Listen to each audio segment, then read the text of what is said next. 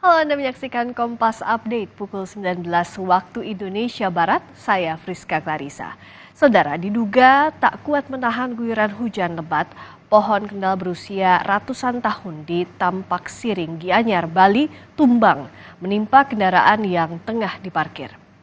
Derasnya hujan menyebabkan pohon kendal yang berusia ratusan tahun ini tumbang.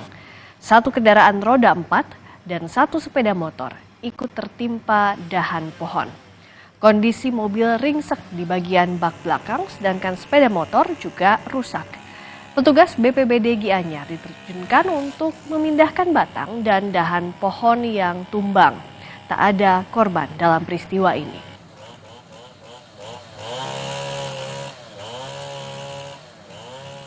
Demikian Kompas Update kali ini, kita jumpa di Sapa Indonesia Malam sesaat lagi. Saya Friska Clarissa. Kompas Update dipersembahkan oleh Morigro. Morinaga Morigro, susu dengan formula Grow Max, bantu optimalkan nutrisi anak. Prenagen kaya akan protein, omega 3, dan kalsium. Penting untuk pembentukan organ tubuh bayi. Minum selama hamil 9 bulan. Prenagen.